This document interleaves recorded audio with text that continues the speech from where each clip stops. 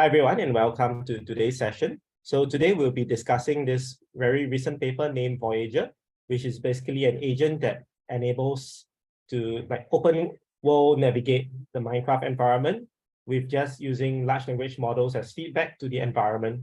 So the environment will give the large language model some details like, oh, what's my inventory, what's my health, what items, what's nearby me, what enemies are there, what's my location. And the large language model will then give like a series of code back to the game. And actually what they did is they used this thing called the MindFlayer API, which is a way to program your agent in Minecraft with code. So you can define an agent, say, oh, go towards this place, XY coordinates, hunt this monster. There's already functions built in for this. And you can see in the Voyager here, if you look, there's already a list of primitive functions that you can see. So we go to the Voyager GitHub, you can see the control primitives. They already have like stuff like how to craft items, how to shoot, all these are given to the agent. All right, so it's not learned from scratch, not totally from scratch, okay? So sorry to disappoint people if they think it's from scratch. There's already some primitive blocks already built in place, like how to smell item, how to use chests. But how to do complex tasks is not given. And through a series of iterative prompting, through interaction with the environment, the agent is able to learn and do more complicated behavior. Like you can see over here, mine amethyst, gather cactus. It could even craft a diamond pickaxe, which was one of the recent DeepMind papers. Dreamer V3 mentioned that the diamond pickaxe was almost impossible for reinforcement learning methods. This method can do it.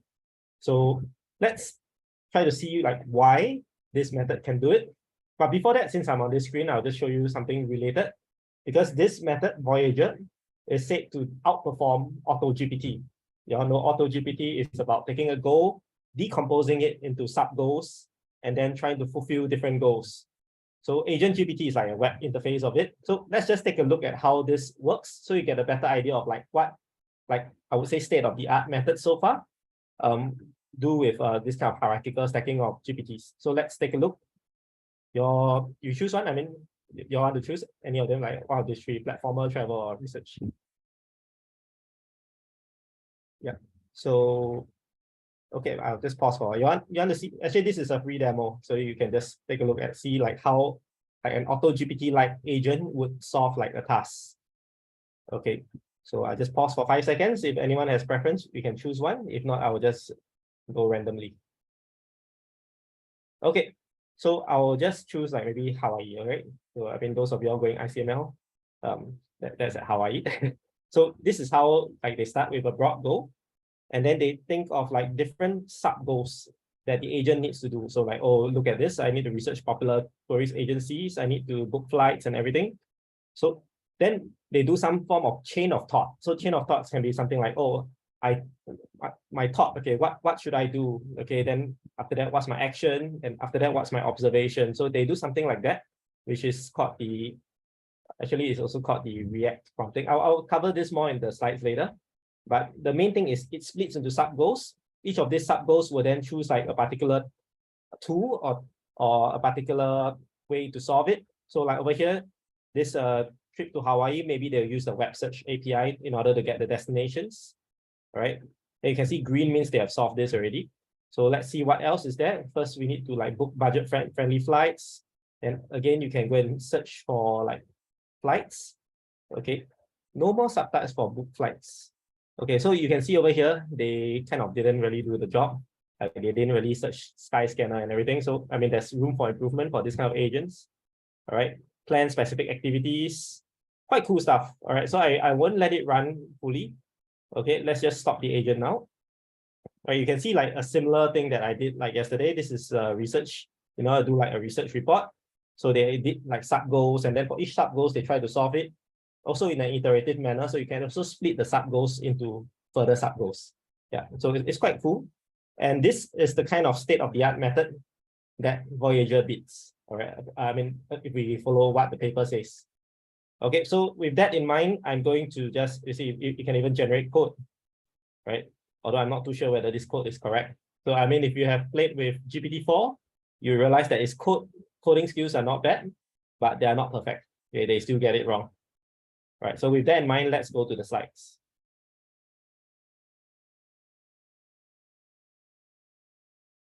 Okay, before I start the slides, can I just check, like by a quick show of like thumbs up or something, how many of you here play Minecraft? I'm just curious to know, like, Sam plays Minecraft. Okay, so based on your understanding of Minecraft, do you think it's easy for like a self-learning AI agent to explore the environment on its own and learn how to craft stuff?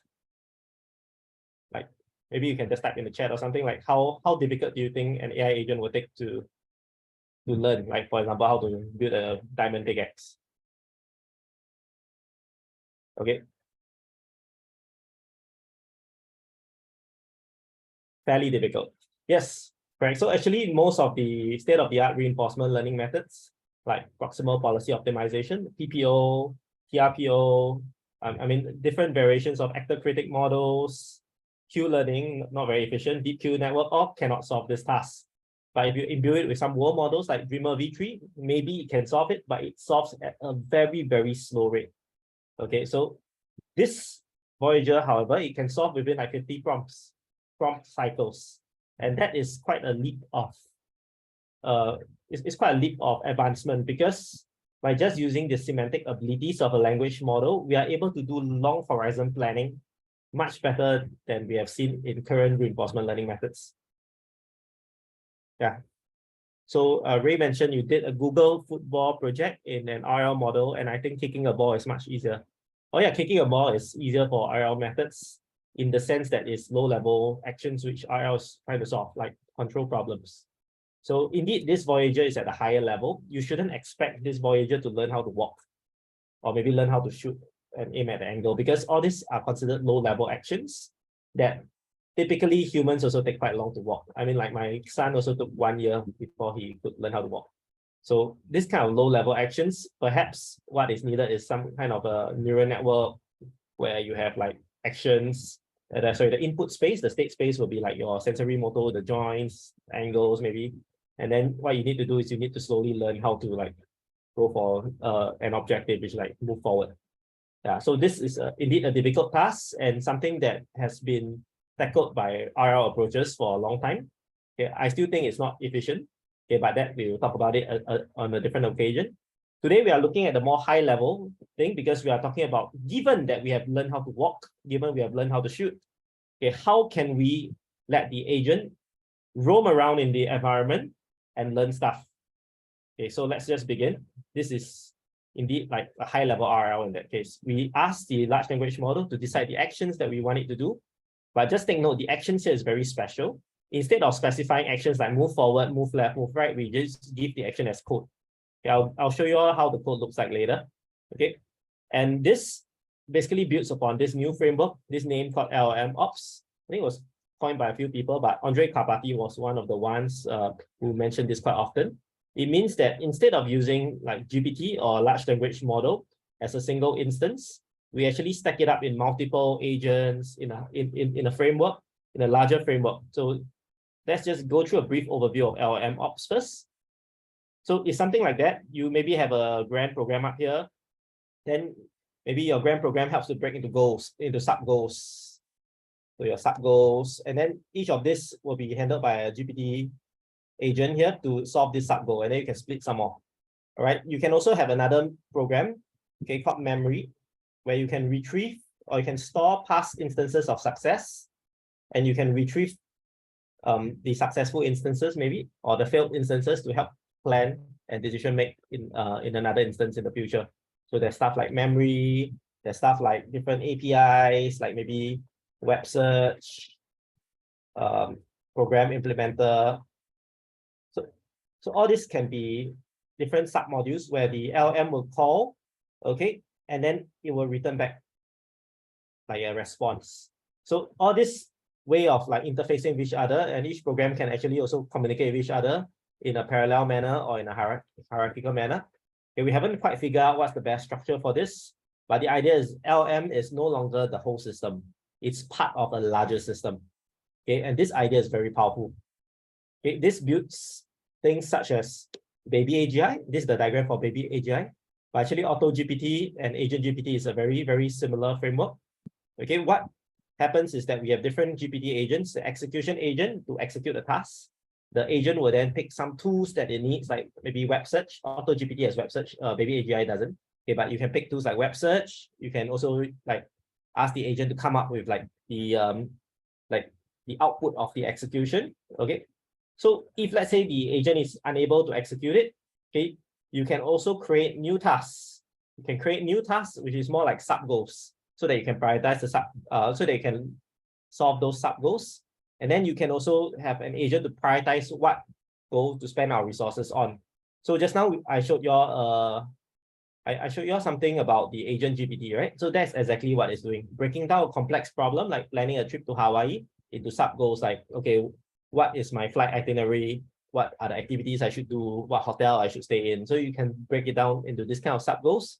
You can prioritize which sub goal is more important, like maybe booking the flight is more important. I'll do it first. Okay, then I book the flight. Then if I see any problems, or like, oh, booking the flight, I need to compare between like 3 different agencies, maybe. Then I can have 3 sub goals for the agencies. So there's quite a lot of things here. And one very important thing about all these things, all these frameworks, and something that I'm also interested in, if you look at all my previous videos, I'm very interested in memory. So there's this memory part here. Like over here, they call it a vector database. All right. I mean, memory can take many forms. Vector database is just one of them.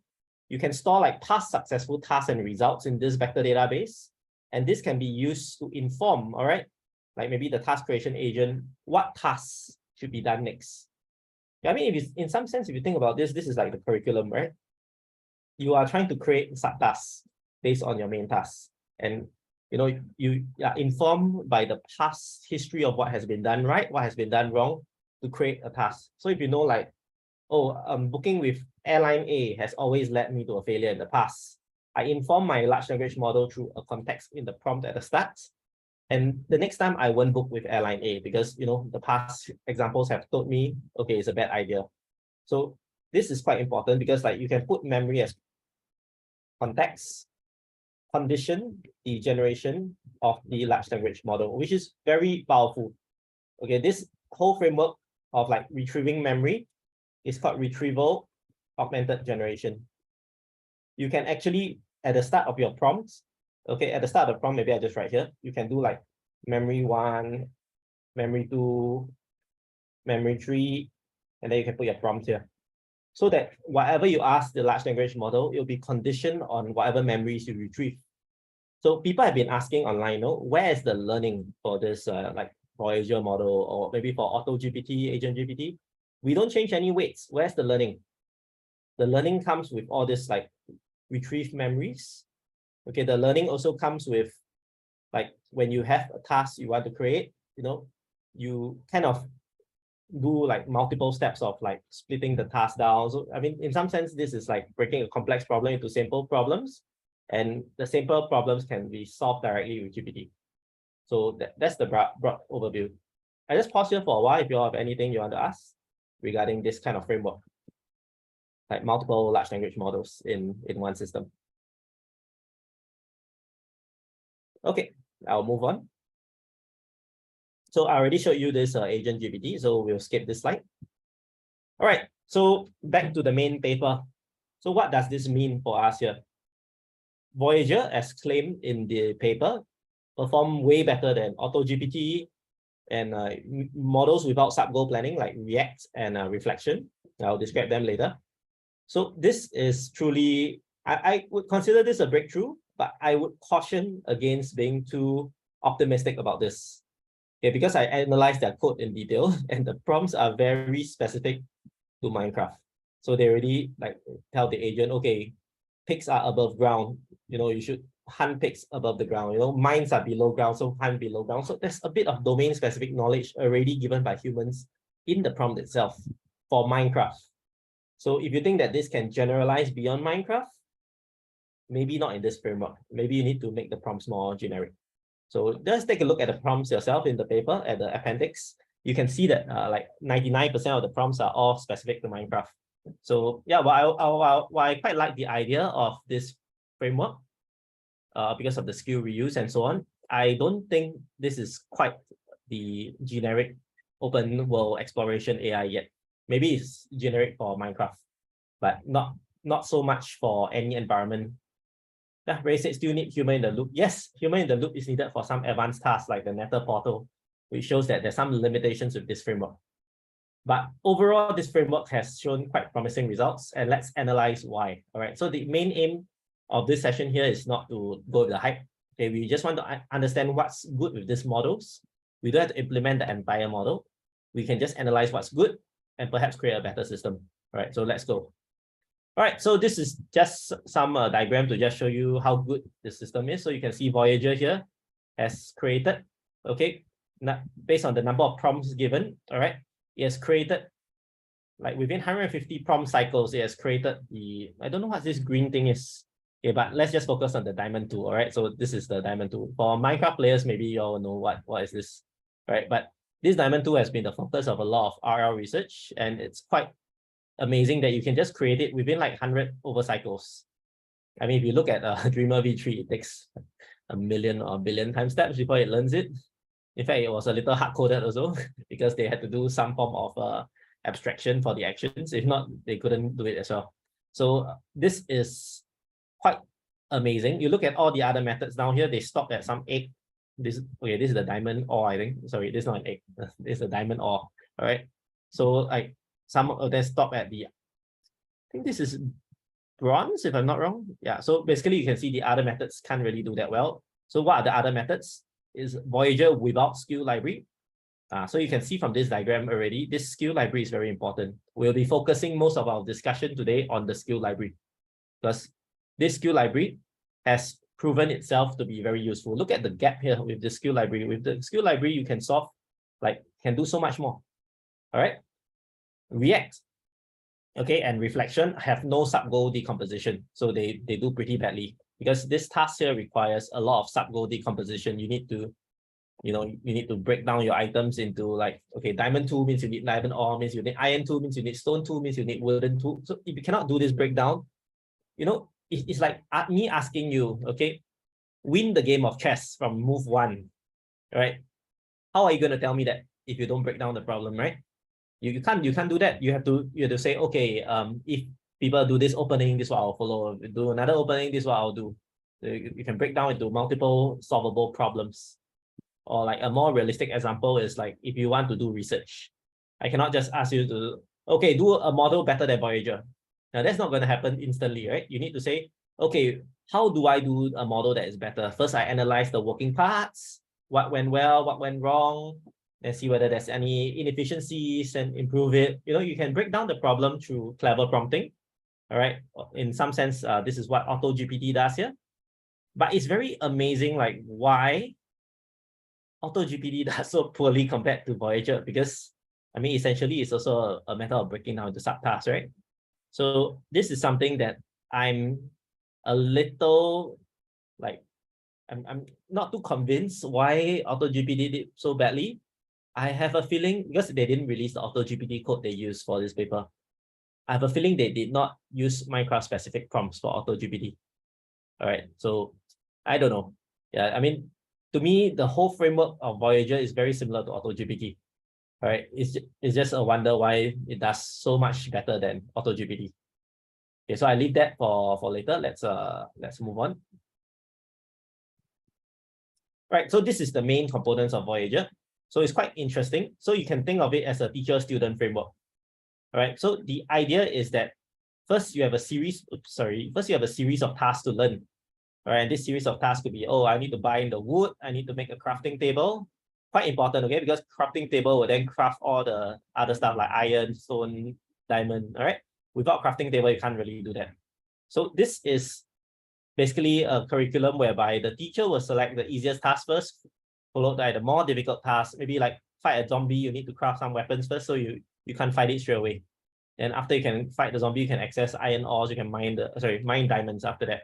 So this is a sequential flow. One which if the LLM does not have access to human knowledge, because most of the time we play games, we have a guide, you see? Like sometimes the game is very difficult, you follow step 1 of the guide to step 2, step 3, step 4. If you don't have a guide, then someone needs to tell you what to do first, right? So this is the idea of this GPT agent. This is actually the task generator. So given the agent's world state, given what the agent has done before correctly, given what the agent has done before wrongly, I come up with a next task which I think is appropriate for the agent's skill level. Right, so this curriculum planner has a very important role. All right, so imagine if you have a teacher teaching you a new math, like maybe we are talking about manifolds. Okay, let's learn about manifolds. And then I straight away ask you to prove some conjecture at the start without giving you the fundamentals. Do you think you can solve it? Very unlikely, right? So this curriculum is so important. In fact, this whole idea of curriculum planning has been studied extensively in reinforcement learning. Like when I did my module in CS in NUS, like the AI planning module, with a right curriculum, I managed to get my DeepQ network agent to like solve 99% of the tasks. Okay, it's about like crossing a traffic road with vehicles randomly coming to you left and right. Yeah, so if you don't give the right curriculum, you start with the hardest level first. The agent is not learning anything. Like if you start with, okay, only one vehicle, then maybe I add 2 vehicles, then 3 vehicles, and so on. You know, once you learn how to solve the first environment, you can solve the next one, and you can solve the next one, and so on. So it's quite cool. Actually, I like this idea a lot. This is one of my favorites, actually. Using GPT to come out with a curriculum. Wow. It's like asking GPT to be your tutor. You can actually do that, you know, if you want to learn something. Recently, I taught a course on using ChatGPT to create games, right? Text-based games. And in that, I actually created a Python tutorial prompt. So the ChatGPT becomes a Python teacher that will guide the student along based on like the responses and give hints. So this idea of like automatic learning, I think is very, very doable with GPT.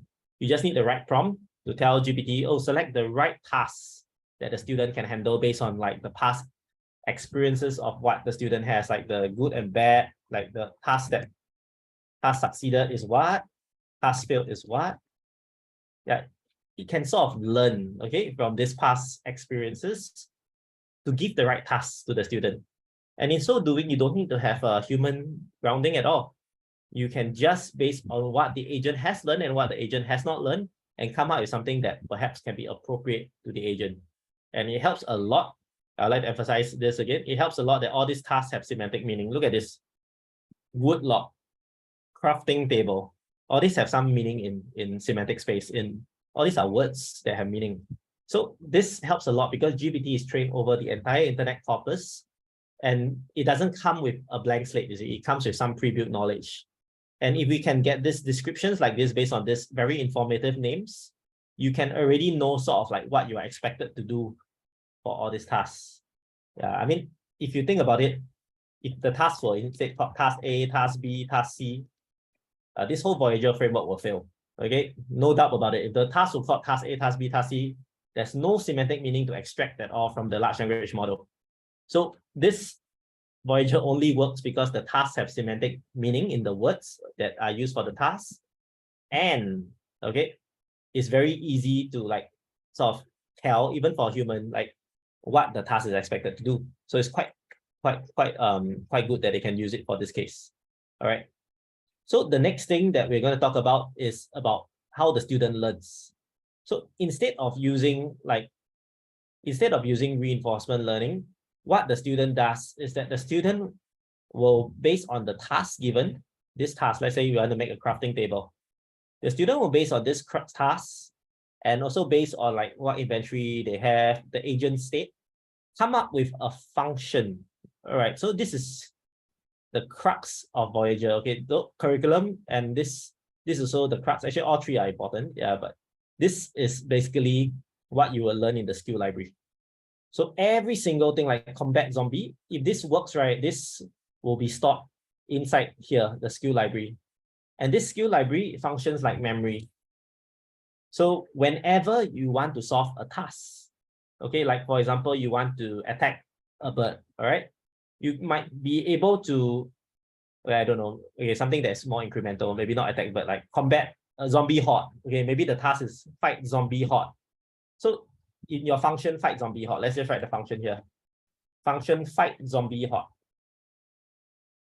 Okay, you might be able to use like for zombie in zombies. Okay, I'm not very familiar with how this is done in Java.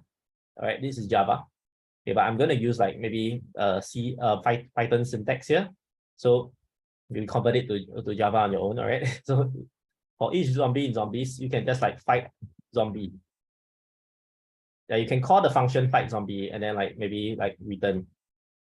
So something like this, if you have a subtask that is very relevant to your task at hand, you might be able to take stuff from memory, okay, which is again a function because this function gets stored in memory. You might be able to put in memory and then take out the memory here to put back into your code itself.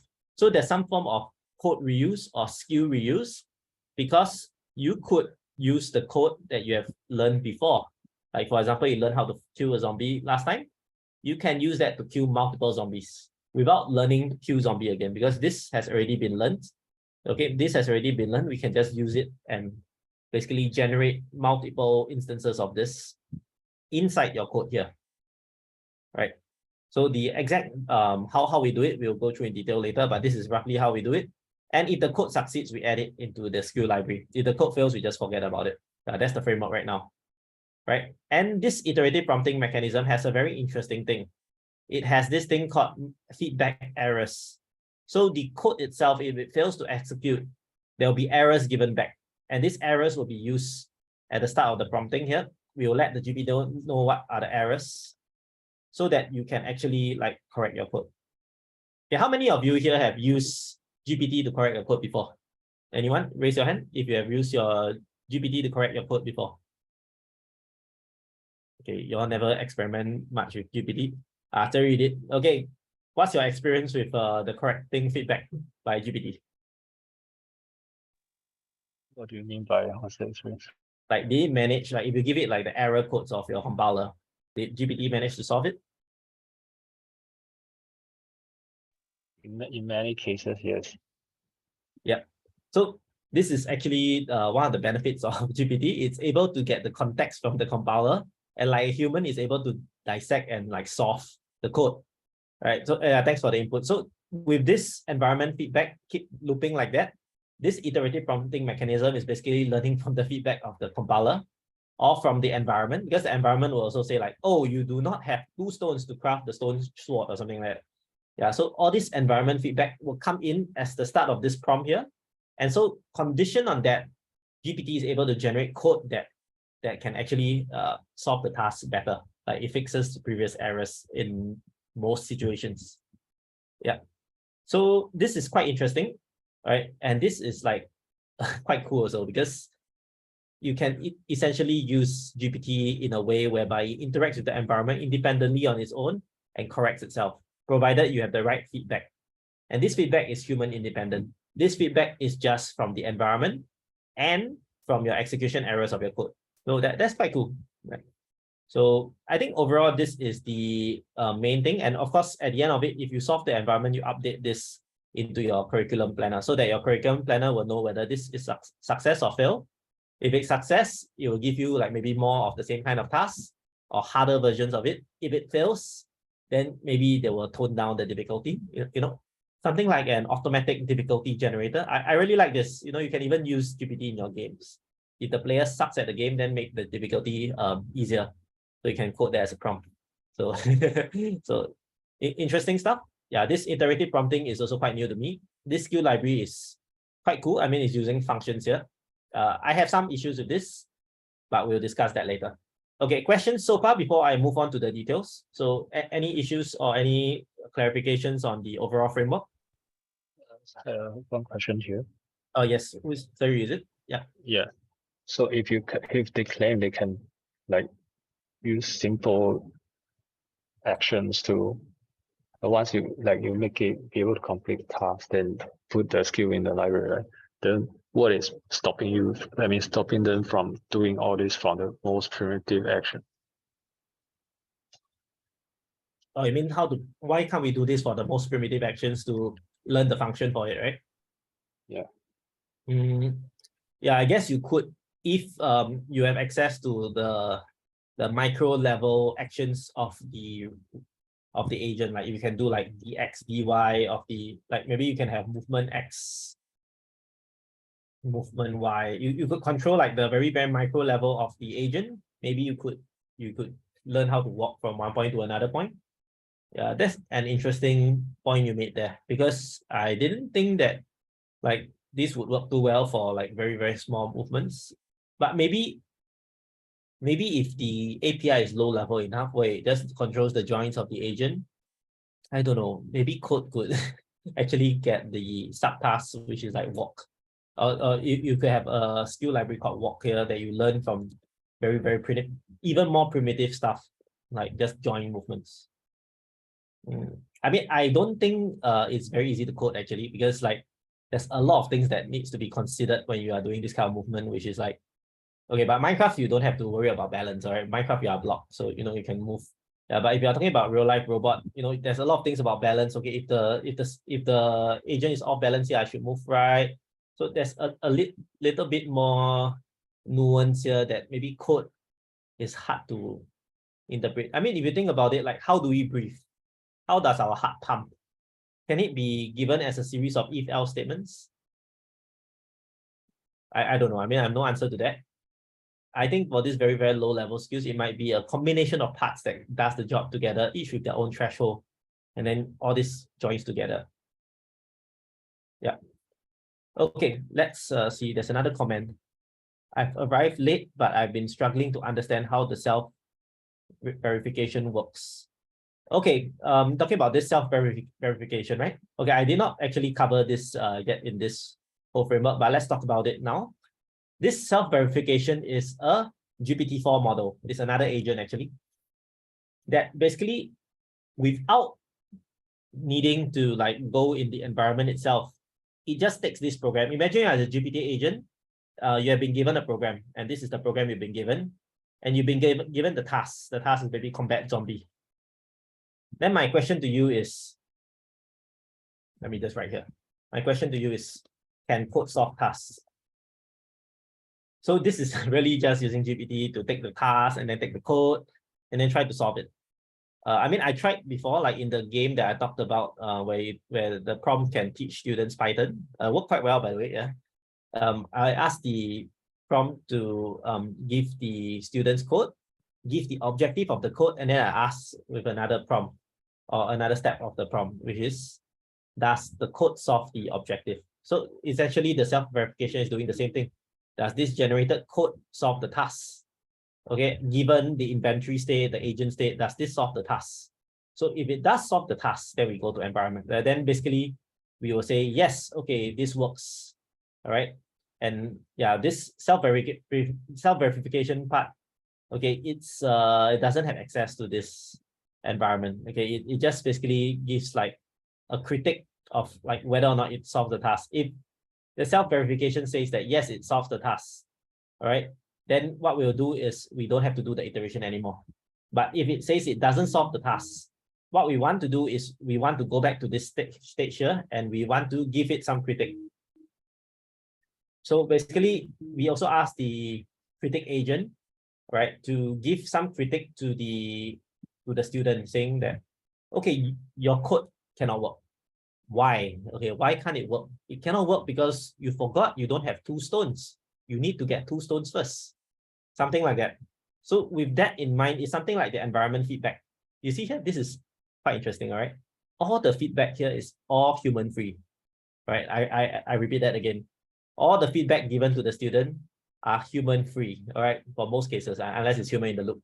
It's human-free, so it's very, very extendable to other situations, okay? Because you can use this same framework to solve another environment. You ask the GPT, take this code, take this task, okay, provided the task have some semantic meaning, of course, cannot be task A, task B, task C. You take this code, take the task, and then you ask the GPT self-verification agent, can this code work? Cannot work, give me a critic.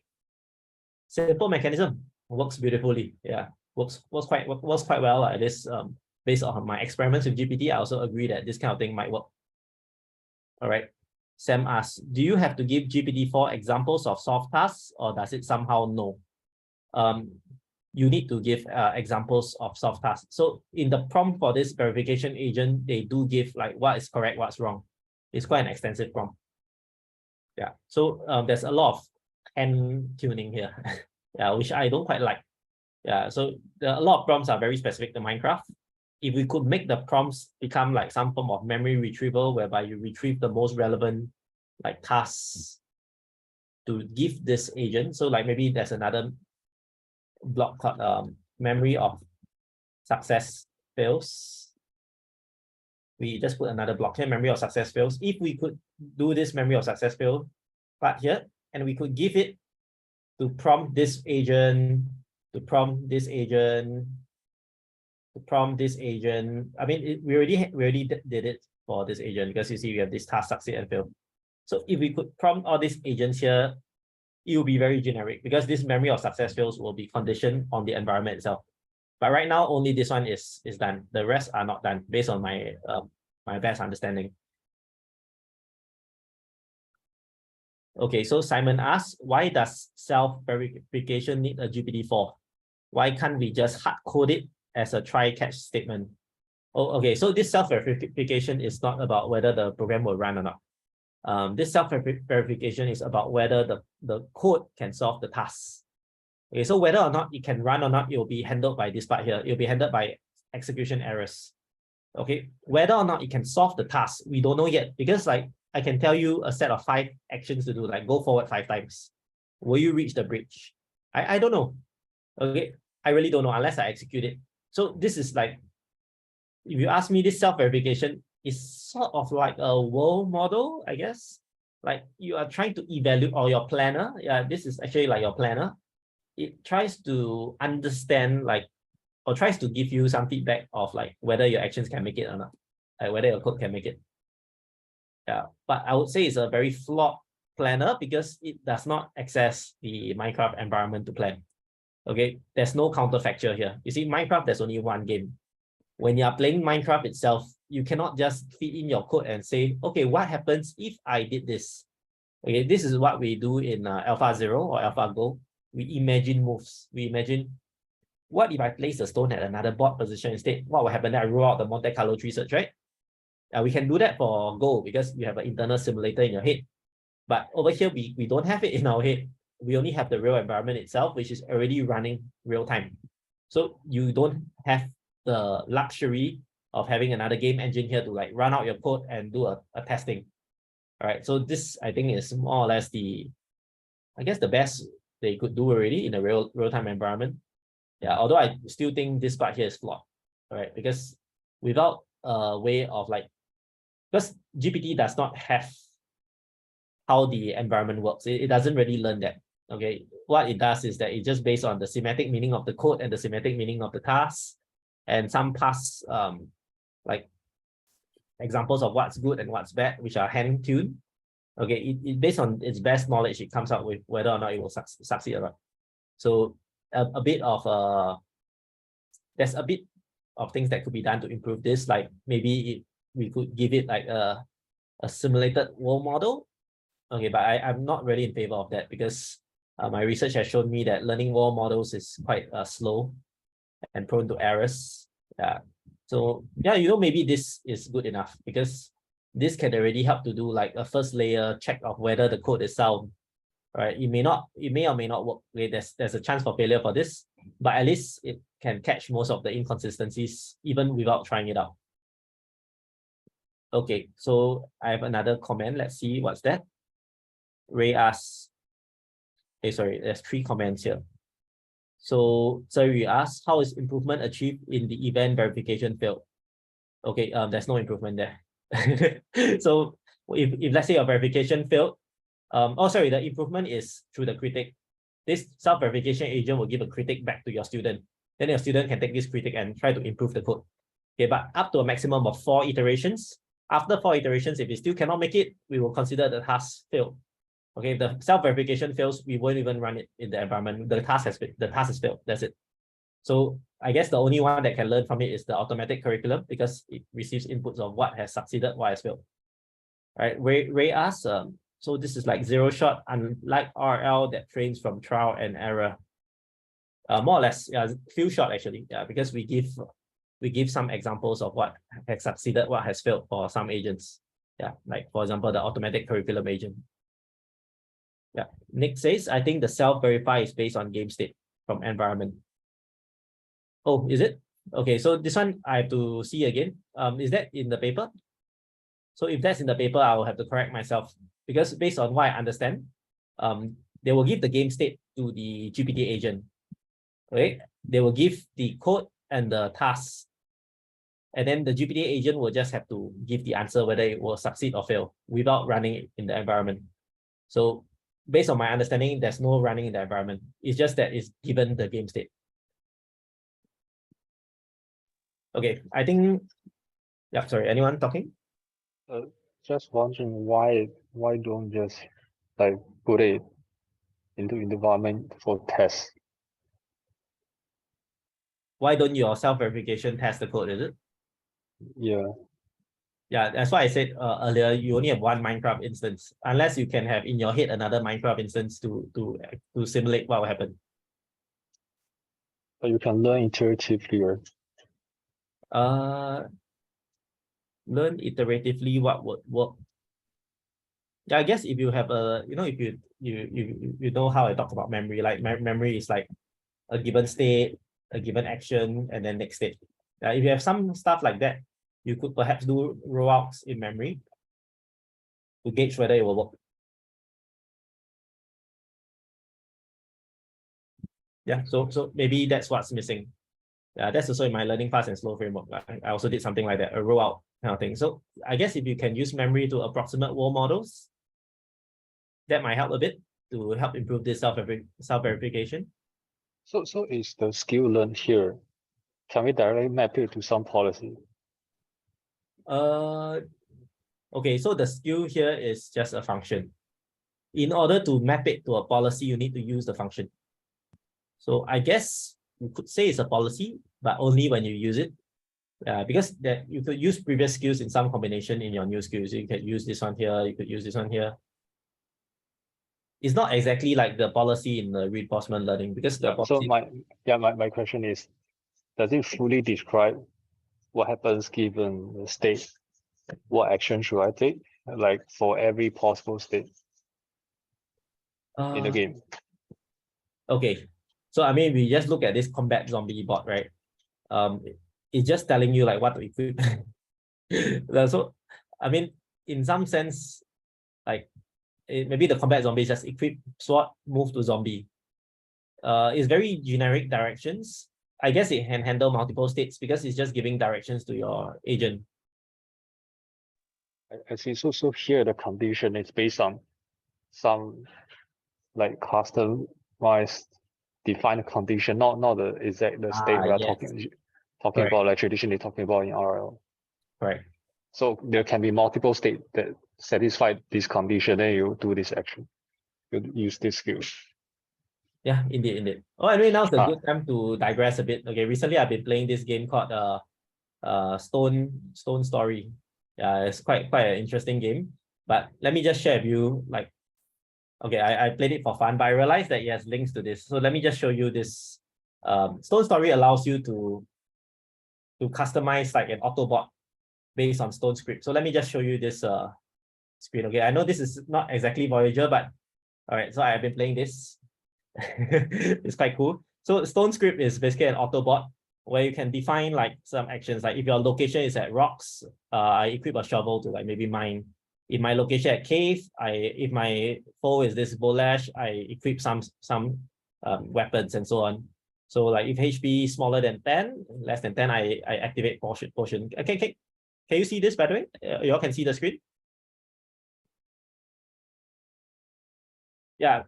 So essentially, we are just defining a set of like, what if this, then do this, if that, do that, if this, I mean, you could even do more complicated stuff like use more. Okay, I'm not going to go through. I think that was good enough. Yeah, I mean, you could also do other things here, but we just look at this example here. I think this is good enough. This is more or less like your function, your skill. So like we could also call this whole set of instructions as one skill. Then we could reuse this skill again in some other meta skill. Yeah, so I mean, like if you talk about like, oh, what do I do in caves? I activate this, right? This can be given as a function caves that you can call again next time when you go to the cave.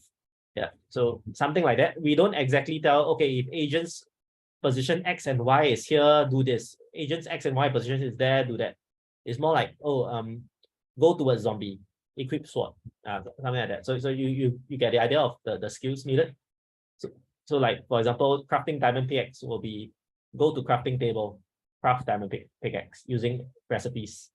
Yeah, so if the recipe say, I need a stone axe, I need a iron axe, then you will craft accordingly based on the recipe. Yeah, so it is just a high level directive of what to do. Yeah, I'm just gonna go back to the slides.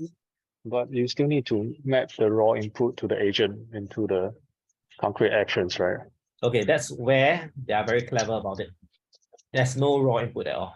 Okay, there's no XY position, there's no visual input.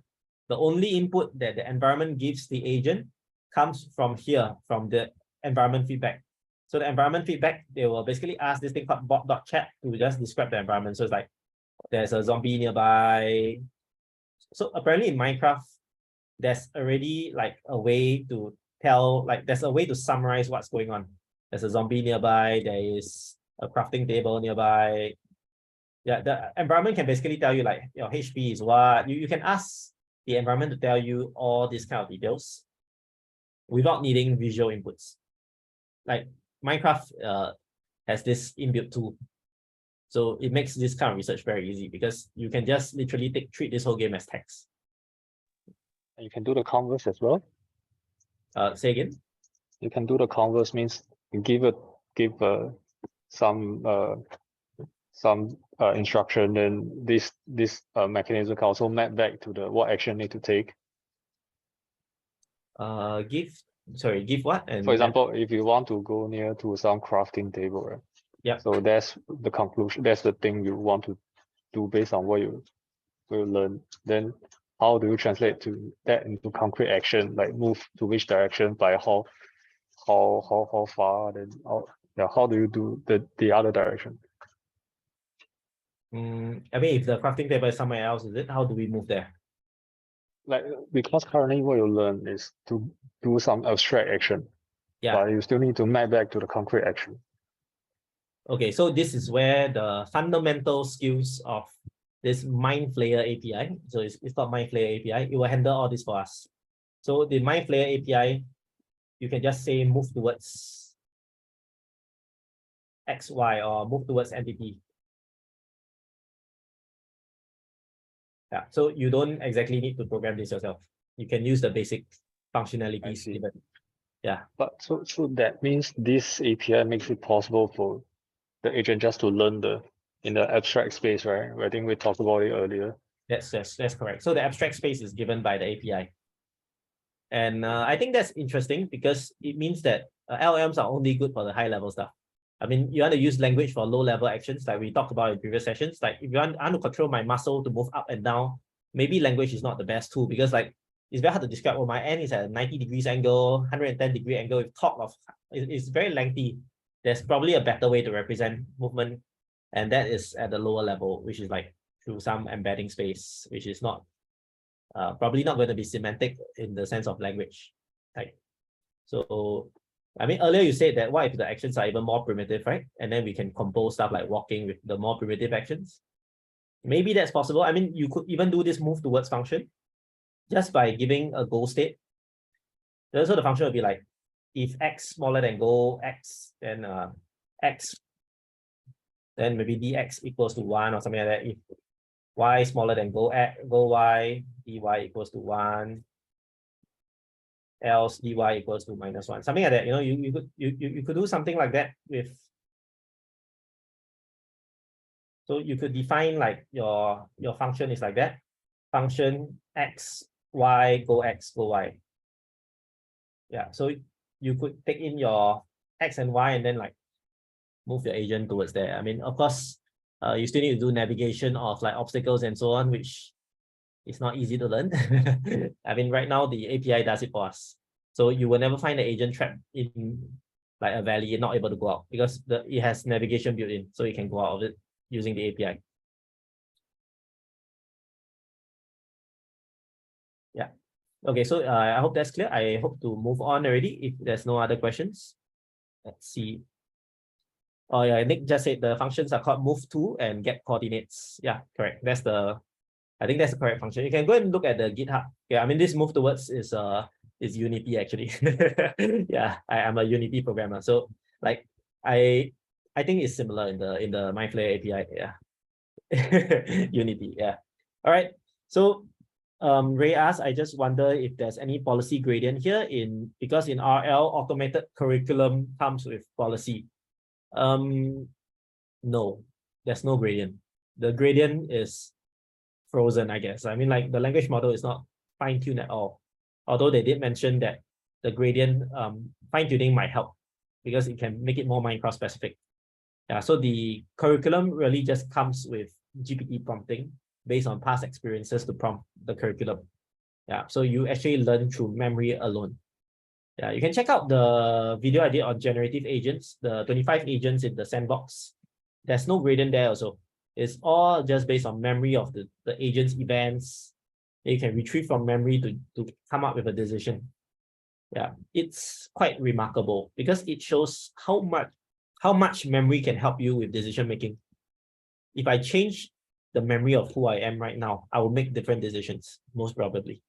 I may not be giving this session right now. I might be like surfboarding. I don't know. Based on my habits of what I want in my mind, all this, the memory plays a huge role in helping to make decisions.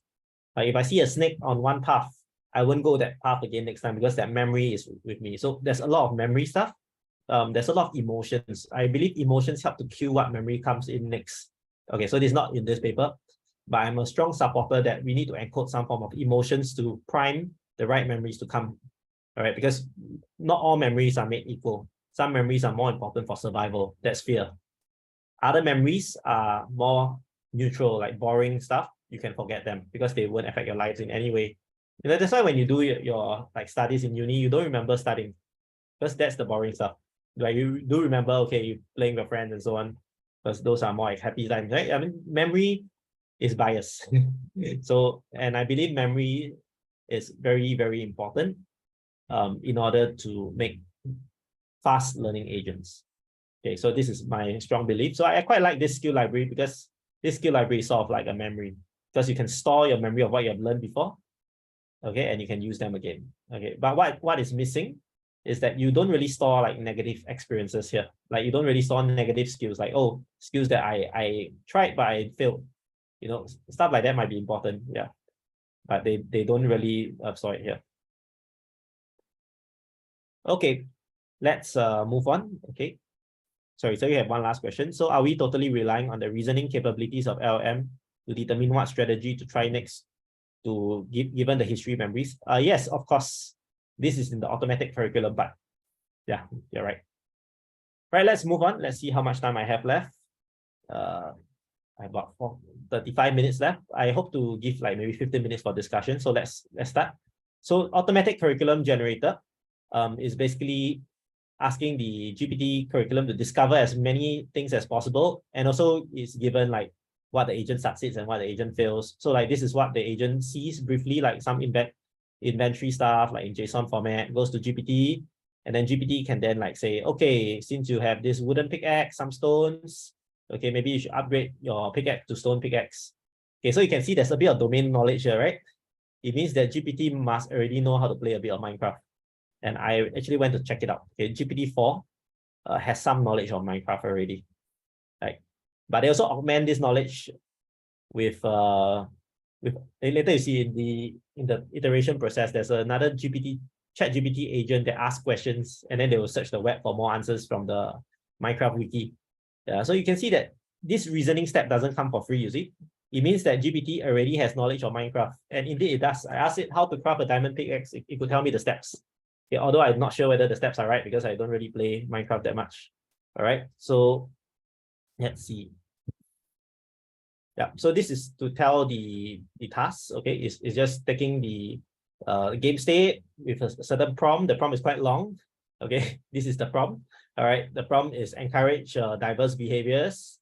All right, this is like the starting preamble. Task should not be too hard, should not be too easy, you know, that kind of thing. Yeah. The agent's current state, you have all this from the game engine. All right, so you see there's no visual. All these are just text. Okay, this whole agent interacts with text. Okay, so quite remarkable that it can do what it does. Okay, history, previously completed and failed tasks. All right, and then memory retrieval. Okay, so this is the part that I said earlier. Okay, so it's not the iterative process, it's the teacher process. Okay, ask questions based on agent's current state and exploration progress. Answer with wiki knowledge base. So this is to give it more grounding in the Minecraft knowledge. So like stuff like you see earlier on, no, if we don't ask it in the wiki, maybe it can't do stuff like this. Yeah, if your teacher doesn't even know what's going on in the game, like, won't it be a bad teacher, right? So your teacher needs to be quite knowledgeable. And so they did all these hacks, okay, which I'm quite sure they didn't do for AutoGPT. So maybe that's why AutoGPT didn't do too well, although it's like a similar concept. They didn't hack it as much as they did for Voyager. They did a lot of Minecraft specific hacks here. You can see over here, these are all Minecraft specific hacks. Yeah. So they didn't release how they did the AutoGPT code, but I'm pretty optimistic if you hack it like how they did for Voyager, maybe AutoGPT might perform just as good or like almost as good. Yeah. Okay, next, iterative prompting. So now that we have come up with a task at hand, okay, we need to let the student learn. All right, so the student is another GPT agent. Okay, so some brief background about this. There's a problem with using large language models for game playing. And the main problem is that the GPT world exists separately from the game world. So if I were to draw a diagram, okay, I will draw two boxes here. This box here is the game world. And this box here is the GPT world. So it's very rarely that they intersect, because GPT is like world knowledge of the entire internet corpus. The game world is very specific. So you kind of need to like go into the game world. You need to get some knowledge from the game world, and you need to go back to your GPT here. So there's a need to do this kind of iterative prompting. Yeah. So this is some of the issues, some of the issues that I identified. Like you may not know what are the functions available, okay, to use in the JavaScript code. So like you don't know what are the primitive functions. Maybe you don't know there's a move to function. You don't know there's a crafting function, a shoot function. Yeah, so GPT doesn't come with this. It's not off the shelf can use. You need to do few shot prompting or context generation. You need to do this. Okay, code may not lead to completion of tasks. Okay, as always, like I tried to use GPT to generate code before. If it's for a very specific task not often seen on the internet, it's more likely to fail than not. Yeah, but if you ask it to generate like decision trees or this like sklearn, then more or less, yes, you can do it. Ask it to generate like a code to run Voyager, maybe most likely will fail, because like this Voyager just came out. Okay, so if you have attended like one of my previous sessions also, this say can is one of the things that I was thinking about also. Like you can use the large language model to do decision making of sequential stuff, like find an apple, then do the next move and so on. Okay, and what they did to do grounding, right? This is actually not a very good method, but what they did for grounding is they asked the LLM to evaluate how likely the next action is. They also asked a value function learned through like 1 billion steps of RL, all right? Which again, you see, slow way of learning. Okay, I never like value functions. Okay, trust me, value functions will be gone by the next 5 years. All right, I don't think this is the right way to do reinforcement learning. All right, we have to use some form of memory. Okay, value learning is just too slow. All right, so this over here, what will happen is that both will combine together, okay, and get a combined score. So your value function here will tell you how feasible it is. So this value function will be like the reward that the agent gets. So if the agent gets a reward of 1, or this is going to be closer to 1, it means that this particular path is a viable path. So you can combine them both together. Okay, but as I said, value functions take very long to learn. And maybe we could just encode the environment feedback via text so that the large language model can, instead of like, how would you put the apple on the table? You could put at the start here, environment feedback. So that the agent knows, okay, this environment is telling me, okay, maybe the apple is not there. I should go somewhere else. I could just put the environment feedback as a prompt. I can eliminate the need for value functions. Okay, this second, very, very long to train, all right? But this Voyager, very fast. So I actually quite like this Voyager paper. So what do we do for this iterative prompting? Okay, we give the agent the environment feedback. So this I explained just now, bot.chat can give you the like stuff about text-based stuff about the environment. the syntax errors or interpreter will give you code feedback. Okay, and then we have another self-verification, which is a GPT-4 agent. Okay, takes in the state task and then outputs whether the program achieves the task. Provides a feedback, a critic, if unable to achieve. Very, very cool. Because if you know like actor critic models, usually the critic will give you a value feedback, like a number. Now the critic can be in terms of words, even better, because with words, you are able to encompass a lot more situations than just one value, one number value. So I think large language models are very, very useful for reinforcement learning. This is high-level reinforcement learning. Bottom level, later we can talk about it. There's also stuff like decision transformers, also very useful. So, but there's one thing that I think is limited, is that GPT-4 is unable to simulate multiple time steps well. I tried it to ask it to execute my Python code. It couldn't really do very well for stuff with like multiple steps. Single step maybe can. Yeah, so this one is one of the issues. Okay, if we're using GPT-4 for checking task success without the environment, it may not be able to solve it. It may not be able to give an accurate feedback. All right, so let's move on. I think I covered most of the stuff in the brief overview that I talked about earlier. Okay, Terry has a question. Sounds like this approach makes the training more interpretable as well as a side benefit. Yes, it does. So a lot of games where they use LLMs to do this kind of like decision making, you can prompt the model, why do you do it? You know, if you use the React framework, you have a thought, action, observation, you already know what the agent is thinking. So yes, I mean, in some sense, it solves the interpretability problem of deep learning. Right, so this is just an example of how the functions are done. Like for example, craft stone with table, all right? So you have an if and else statement here, if stakes count smaller than 2 craft item. So over here, and the code is correct, but the environment tells you the feedback saying that, you know what? You don't have enough items. you can't make it. Yeah. So what they will do is this will be taken in, and then they will probably not do this thing anymore. So they comment it out like that. Yeah. So maybe what they will do is, if not enough cobblestone, mine cobblestone now. Yeah. Or if not enough sticks, mine sticks. Or yeah. So this one is quite cool because the environment can condition the code and the code can be better. So here, what happens is that they wanted to use a function called Acacia X. All right. And there's no Acacia X in Minecraft. So I also don't know how they got the name Acacia X if it's not in Minecraft, but let's say if there's no such item, they will just replace it, maybe, okay, wooden X instead. So over here. Yeah. So over here, initially it was Acacia X with 3 Acacia planks, but now it's wooden X using 3 Acacia planks and 2 sticks. Okay, so you can see a slight issue here. Okay, the slight issue here is that the compiler error tells you that this item is not available. But does the compiler tell you what item is available? It doesn't. Okay, so this one maybe it's a nice feedback, but may not be complete. So in order for you to know whether it's wooden X, you need someone to tell you that craft wooden X instead. Yeah, so maybe this part could come from the self-verification, like because the GPT-4 maybe like better because there are some examples. Yeah. So Nick just said Acacia is a type of wood. There's no subtype of X's, just wood X. Many wood subtypes depend on environment subtype. Yeah, interesting. Yeah. So you can see that Acacia is indeed in Minecraft, but there's no Acacia X because Acacia is a subset of wood.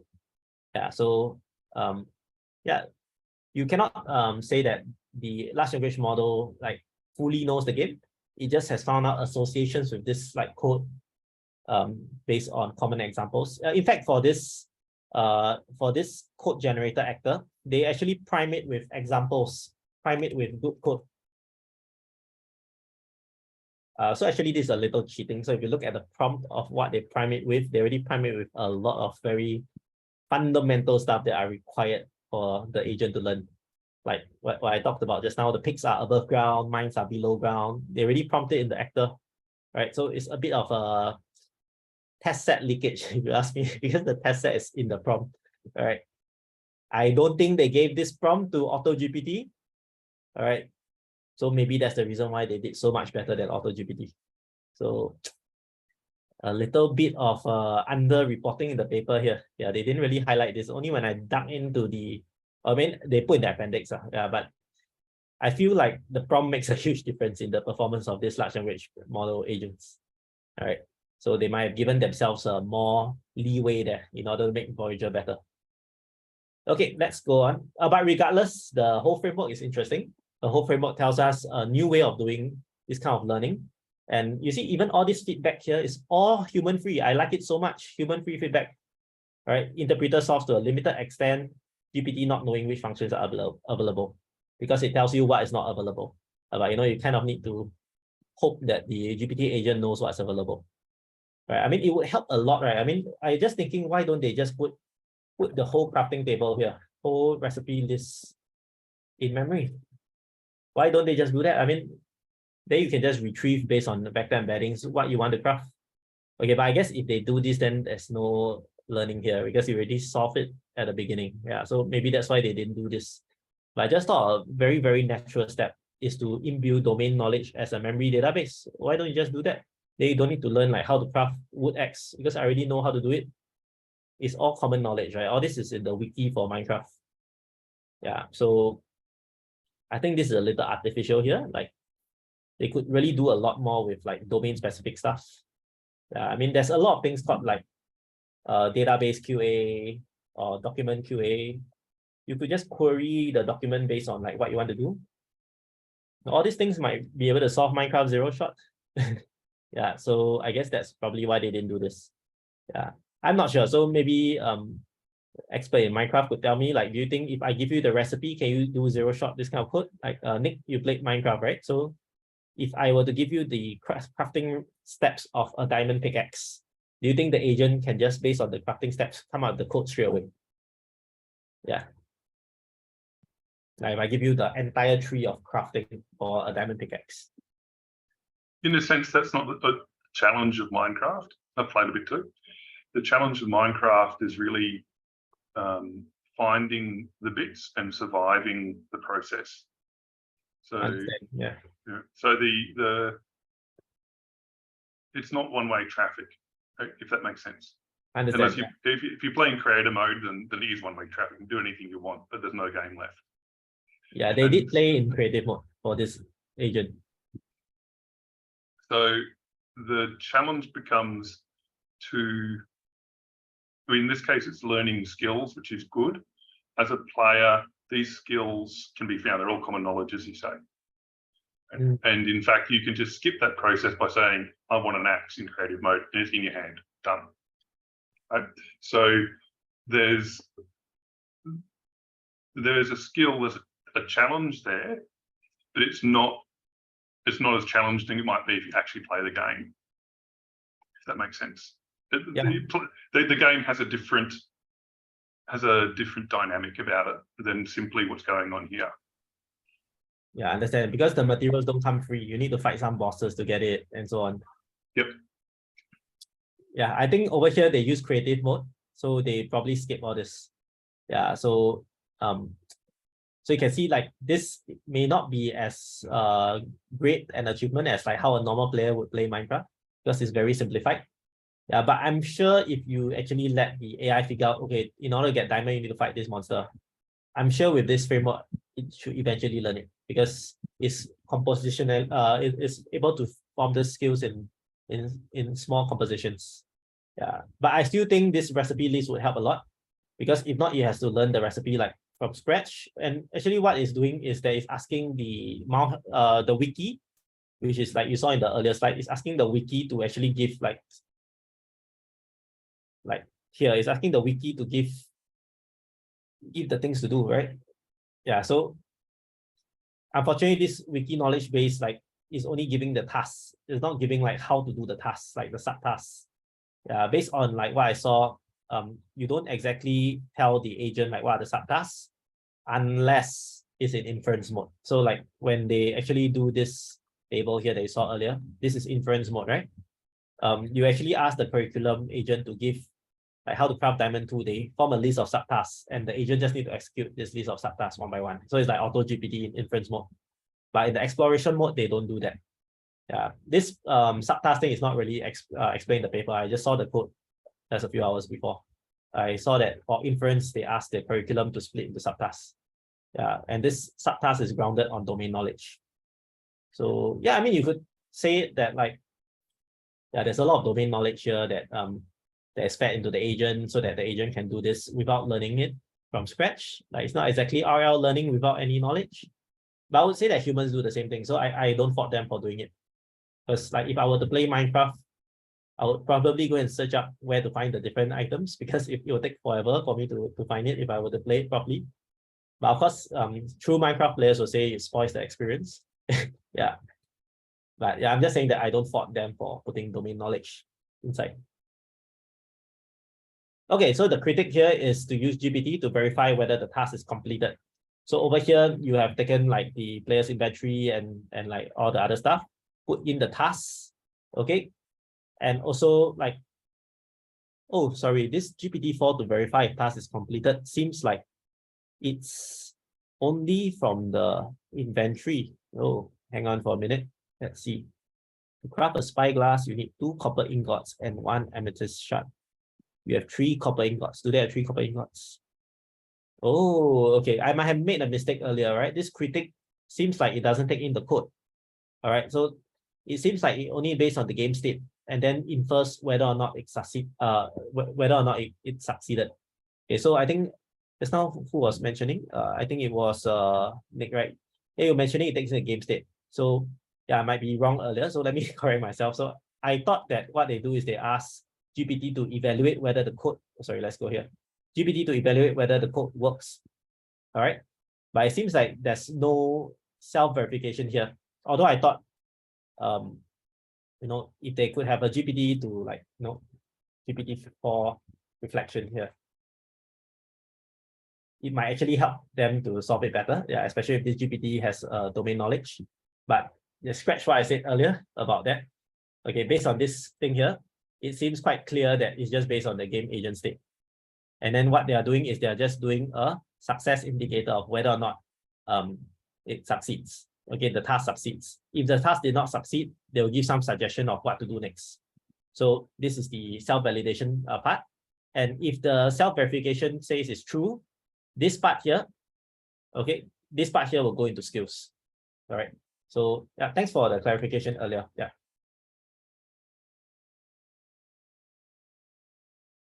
Okay, so Nick just said similar to your first take though, because GPT-4 is asked if the game state satisfies the curriculum goal. There's a soft verify.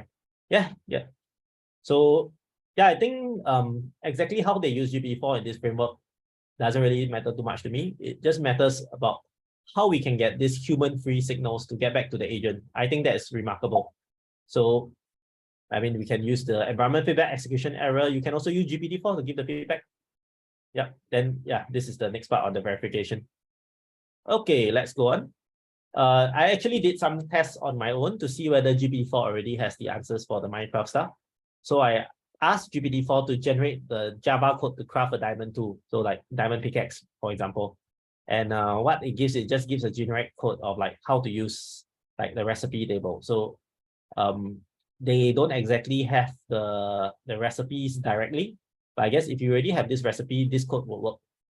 Okay, so I wanted to check like whether or not like there's benefits to do like some form of chain of thought prompting where we prompt like some description of how to get the diamond tool first, then we generate the Java code to craft a diamond tool.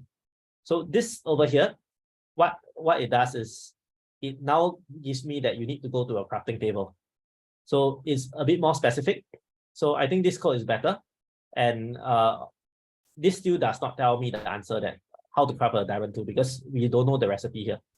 So I think that like whatever they achieve with this GPT-4 in the Voyager is indeed an achievement because this does not come zero shot directly from GPT-4. I mean, even if prompted with the exact steps, the code itself is not generated directly. Yeah, so this is pretty remarkable. Yeah, I just did this because I just thought, you know, could it be that GPT-4 already knows it without even learning? So there's actually learning in the skill table. All right, so let's see how the skill generation works. Each skill is a code. All right, it's just a code. In this case, they say it's temporarily extended actions. It's just action if else and like some directive statements. All right, let's go on. So I'm just going to go through it quickly because we are reaching the end already. All right, so the GPT form for the skill generation is like that. Your function will be used for building complex functions. So they ask it to make it more generic. All right, and they give it access to like control primitive APIs, which is like the go-to crafting table, should, you know, and also you can access relevant skills retrieved from skill library, top 5 skills.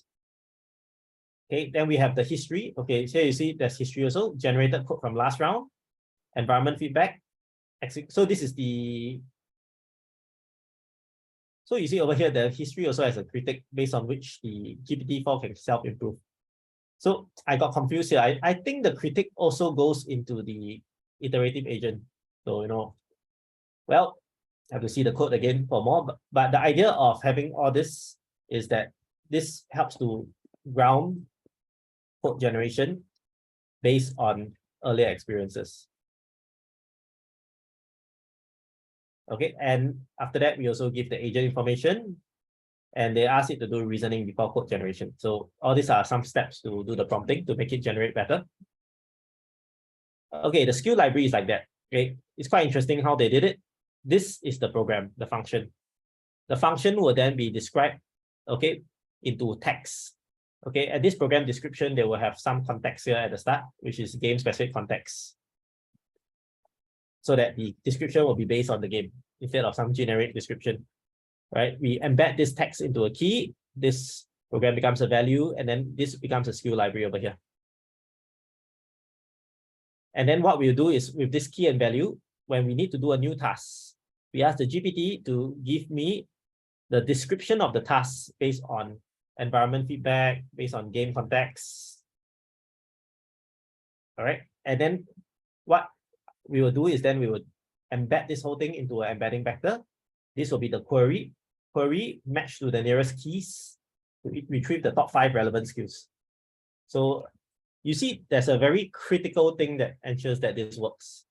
The critical thing is the function itself. It must have some meaning that can be represented like that, like in the game. Yeah, so if you can represent something like that, you can compare like different texts to each other to see, okay, this is a zombie, so maybe this one is not exactly needed for this. Here you need iron pickaxe, so maybe you will get the iron ingot.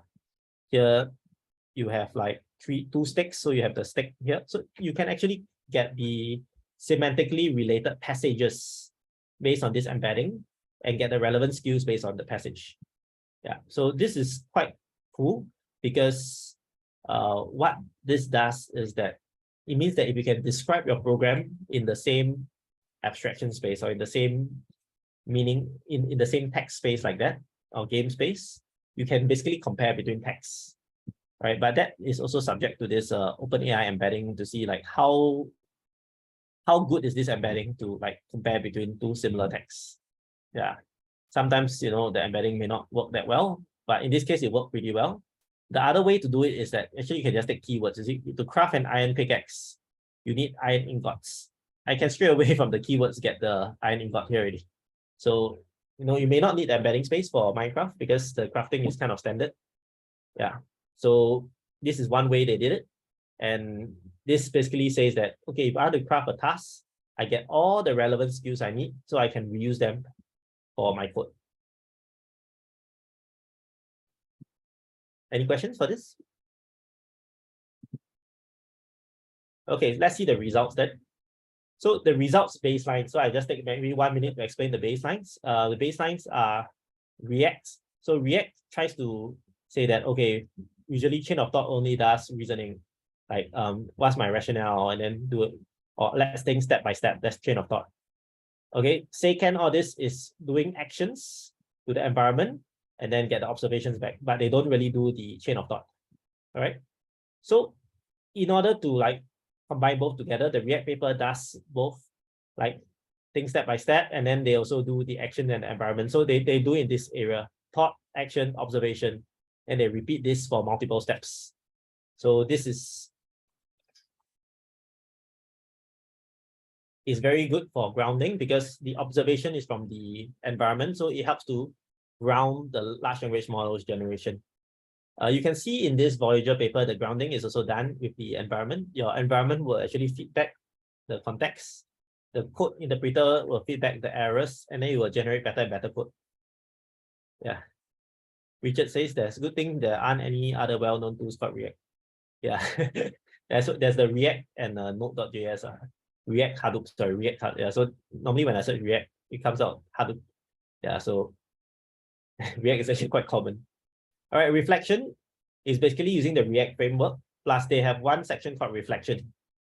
So this actually helps to make the agent reflect on its answer. And then from this could actually give this could be actually part of the observations for the language model. So you see in the Voyager, they also use something like that. The GPT-4 self-verificator is the one providing the critic. And this critic actually goes back in the code generation. So these two over here, these two, yes, this actually have also been implemented.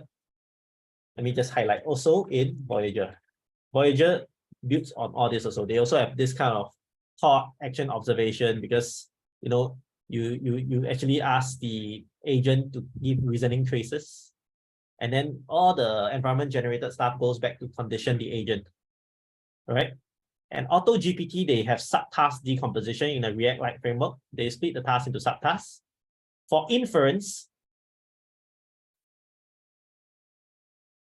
also uses subtask decomposition. They also split like the task into multiple subtasks and do it one by one. All right, but not for the open world exploration, but the inference it does. So if you ask me, Voyager is just everything, or Voyager is just AutoGPT plus. They also plus a lot of other stuff like skill tree. They also add in stuff like all the Minecraft customized prompts. So it is customized Minecraft agent that's very, very similar to AutoGPT. So that's my understanding of it. Okay, so let's look at the tech tree mastery to see like how many like successful items it could craft. All right, and over here, the lower the better. The fewer iterations means like the like this is like the reach wooden tool, the reach stone tool. The fewer iterations, prompting iterations, the better. You can see Voyager does very well. Okay, AutoGPT and above, you see these two failed. Right, because if you don't do subtasks, it's very hard to do this kind of very complicated steps, which is why RL fails also. Like RL, they have to do hierarchical RL in order to try to do this. Yeah, so you can see there's a benefit for the Voyager method. Exploration, it actually explores quite a huge chunk of the map with because of the automatic curriculum. So this part is, I think, where it goes beyond AutoGPT. The automatic curriculum actually helps the agent to better like explore the environment. It's in some sense, it is doing the exploit in reinforcement learning by prompting. Imagine that, exploit by prompting. And who would have expected you could do that? Yeah, I think that's quite cool actually. Yeah, exploit by prompting. Yeah. Okay, next, it can also generalize quite well. Zero-shot generalization to unseen tasks. Like all these are not in the training set. Okay, and it managed to do it, which is quite good actually. It does it like all the time, and actually that's because it may not be unseen tasks. We have to question whether it's unseen. Is it really unseen?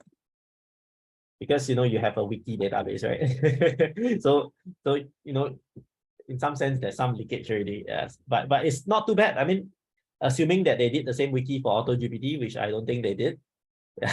So yeah, it's really not bad that it can do so well. And the main thing you can see over here, the skill library makes a huge difference. With the skill library, AutoGPT can solve almost the same. Okay, I mean, it's still lower, but because I don't think they have Minecraft specific prompts in AutoGPT here, but you can see it solves quite well, all right? At least in some instances. But the Voyager method they described, hands down wins everyone, all right? So I think this is quite remarkable that this whole framework with a few novel components I've never really seen before.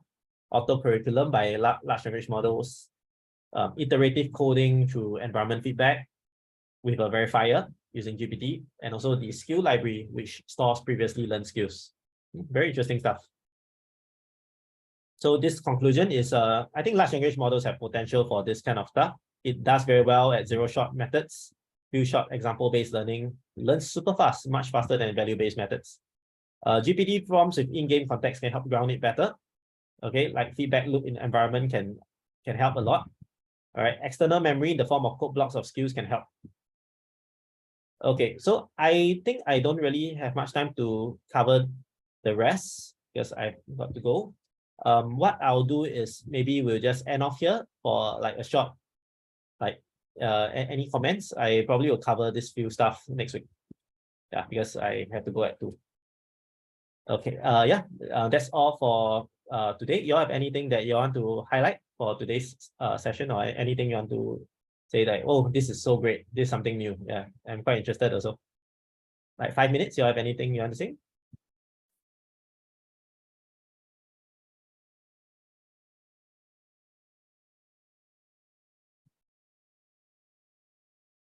Okay, if not, okay, let's see, there's something in the chat. Okay, if not, that's it. Next week we'll probably talk about the other paper, the goals in the Minecraft, which uses like a similar approach for large language models, except that they don't do by code over here. They don't exactly use actions as code. They don't do actions like this. Instead, the actions are more primitive. The actions are like move, attack, craft. So it's like a sequence of actions they can stack together, and each of these actions already have some like predefined actions, predefined movement for that. So it's a different way. So like I've been thinking about this, like whether we need if-else statements, like, or can we just do in sequence, like how they did in Secant. So Secant also did sequential actions. Do we need to do if-else statements? Actually, the more I think about it, the more I think if-else statements help a lot. So like crafting it in this form, like code, might actually be useful compared to like primitive actions like that. So yeah, we can discuss more about this next week because I don't have time to discuss all this. A lot of interesting stuff that I didn't manage to cover in the discussion session, but yeah, let's end it today. Thanks so much for coming. Okay, bye.